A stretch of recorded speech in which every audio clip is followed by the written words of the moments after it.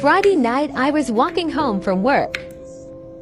Exhausted as usual, I had my headphones on. It was Halloween and kids were roaming the area with their innocent giggles, not knowing this day was for the evil and devil. Poor them. Anyways, I minded my business and went until I caught a figure in the corner of my eye. I turned around and there was a man standing 10 feet away from me. He had the ugliest costume with this bloody face mask. I looked him up and down, then kept going my way. Now I'm a block away from my house and this creep is still following me. Hey, knock it off. It's not funny. Trick or treat. I am not celebrating Halloween, so leave me alone. I said trick or treat. He reaches slowly into his pocket. I had a gut feeling, so I began to run like bloody murder. I kept screaming for help, but people ignored me, thinking it was some kind of Halloween joke. 10 minutes later, I was sure I lost him. Later that night, a child was poisoned. And get this, it was the exact same description as this man. They even warned parents to double-check their kids' Halloween candy. How my friends and I almost died on Halloween night. So when I was 14, me and my friends decided to go trick-or-treating. You may think we were too old for it, but we just had nothing else to do. The town we live in is pretty big, but it's all walking distance. So after about trick-or-treating for 2 hours, we were not getting much candy. A lot of people just weren't answering their doors, so we decided to take a new route. And it was through a super sketchy looking part of town. I'd only been through there once in the daytime. So as we hit houses through these neighborhoods, the people were actually really nice and we got a lot of candy. Until we came across this old abandoned house. This house is spooky, but there was a light on upstairs. So we just started to assume that it was probably an old person's house, and old people usually give the best candy. As we go up to knock on the door, we noticed that there's 4 or 5 cars on the side of the yard. But we knocked anyway, and no one answered. So our teenage suspicion got the best of us. The door was unlocked, so we opened it and went inside. All the lights were off except for that one upstairs. So we followed the light up the stairs to the doorway. It was cracked to where we could peek through. When we peeked through the door, we saw 8 men all in Halloween costumes. Really scary ones. And what they were doing scarred us for life. How my friends and I almost died on Halloween night, part 2. So while peeking through the crack, we saw 8 guys with Halloween costumes on. And no, they didn't have another person in there or anything like that. They were standing in a circle doing things to themselves. With Baser raids. You know what I'm saying. There was blood dripping literally all over the floor. It was horrific. We had no idea what they were doing. They weren't screaming any ritual chants or any weird things like that. We assumed that it was probably something bad, involving something of that sort. But after seeing this, one of my friends made a noise. Like a gasp. That's when they all looked towards the door and we hit the deck. They chased us out of the house with blades and got in their cars to follow us. And obviously it took them some time to get in their cars. Eventually they had called up to us, but luckily we had already got inside my friend's house. But they waited us out for about 30 minutes, which seemed like 2 hours. But around that time my friend's parents pulled in and it scared them all off. We never knew these guys' identities, so we don't know if we've ever seen them again. I got another crazy story coming to you in a minute, so stay tuned. Follow my Instagram for early access. See ya.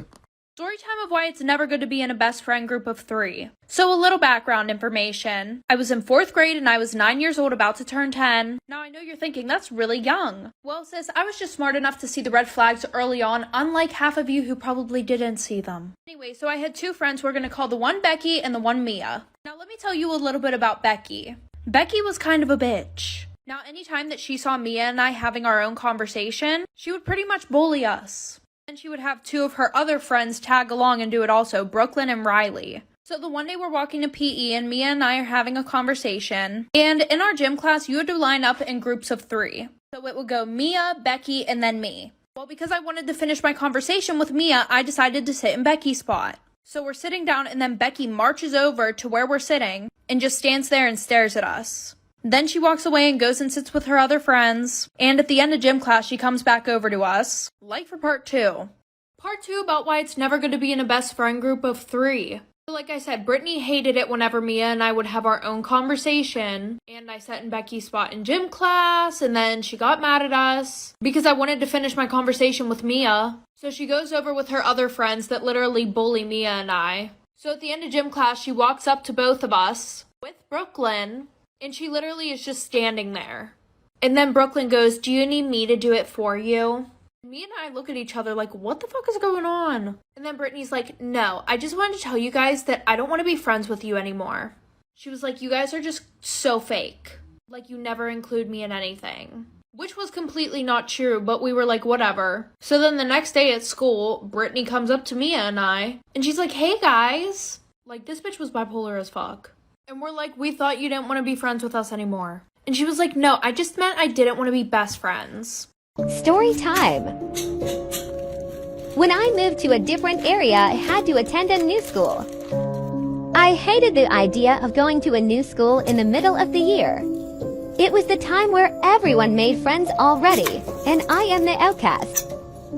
Anyways, this school was unique because we didn't need to leave the classroom.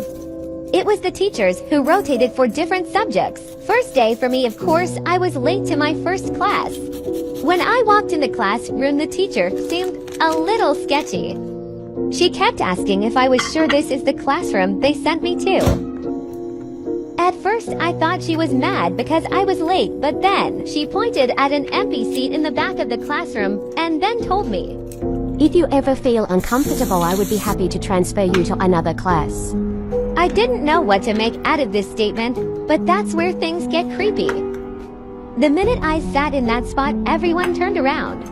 And gossip filled that quiet moment. I thought I looked bad or something, because everyone refused to approach me the whole day. Next day came by, and everything made sense. Because I received a note with this message. You should move. And under it was the number 27 in quotation mark. Part 2. Next day, I went to the library to look up that school history. The librarian approached me quick as if she knew something. I'm assuming you're the new girl everyone is talking about. Can you please tell me what's going on? The desk 27 has some bad history in this school. A girl committed suicide 20 years ago And what? Bell rings for class. Just don't worry about it, the kids can be mean around here, ignore them. Few months later. I'm surprised you haven't moved. Sorry? I'm sure they missed to tell you that every student that sat in this desk was Killed. How did you know? I walked away knowing my depression and voices was probably that girl. The girl that took her life.